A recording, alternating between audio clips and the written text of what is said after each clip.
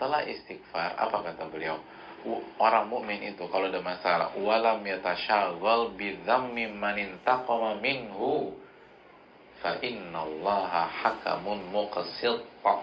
Kata beliau, orang beriman setelah beristighfar, dia tidak menyibukkan diri untuk menyalahkan orang yang zalimin dia, karena dia yakin bahwa dunia ini ada pengaturnya, dan pengaturnya maha adil dan maha bijaksana gitu. Nah ini jawaban nih, kenapa kita gak usah ribetin orang, salahin aja diri sendiri, segera istighfar. Kenapa?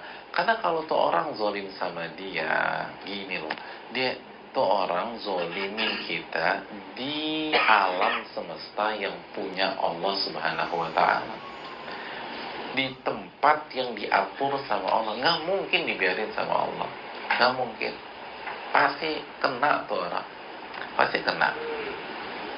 Nggak usah khawatir, nggak usah khawatir. Kita ini gemes, kesel, dan emosi sama orang karena tauhid kita bermasalah, gitu aja deh. Orang kalau tauhidnya kuat, itu dia akan kembalikan ke Allah. Dia tahu bahwa Allah tidak akan membiarkan kezaliman. Allah tidak akan membiarkan ada pihak yang ingin berbuat semena-mena, gitu jemaah. Jadi buat apa kita ngurusin itu? Udah serahin aja sama Allah Subhanahu wa ta'ala. Terapkan nama-nama dan sifat-sifat Allah Subhanahu wa ta'ala. Begitu jemaah. Jangan sampai kita kayak gak punya tauhid gitu loh. Makanya sekali lagi, orang beriman itu gak pernah sibuk ngurusin orang yang zolimin dia. Gak pernah sibuk. Fokus aja sama diri sendiri, fokus istighfar kepada Allah Subhanahu wa ta'ala. Fokus apa jemaah? Istighfar gitu. Tapi benar nih gitu loh, benar. Jangan sampai kita cuman di lisan doang.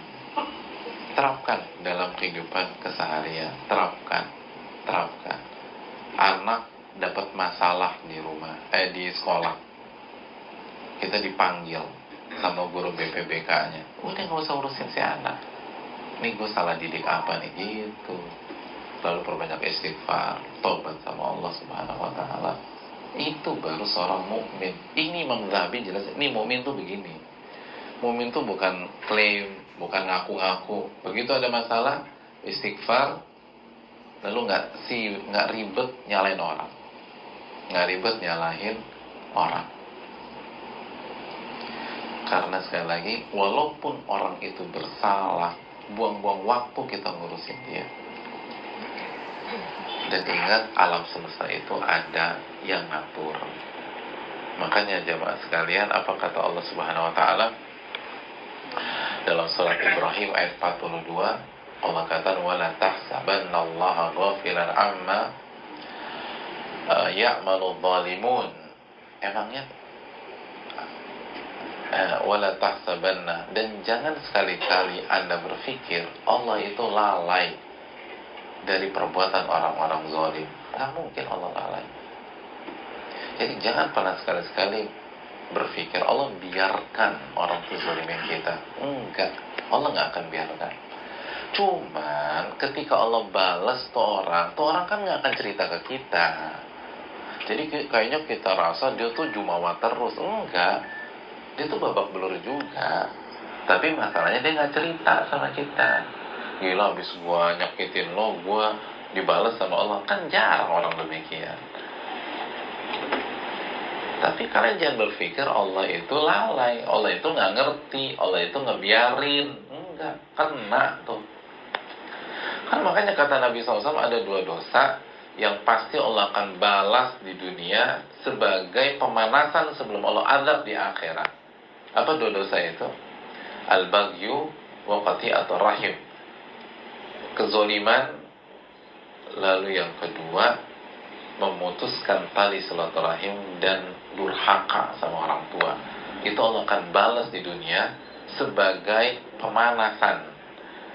Artinya, dosa-dosa yang lain, kalau Allah balas di dunia, itu sebagai penggugur.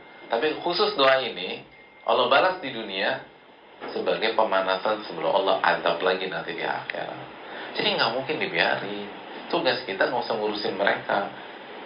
Makanya itu tadi menariknya, Imam Zahabi mengatakan ini sikap orang beriman. Artinya kita nggak akan bisa bermain dengan pola ini kecuali kita beriman dan percaya dengan Allah dulu gitu. Di antaranya Allah nggak akan ngebiarin orang-orang zalim begitu aja.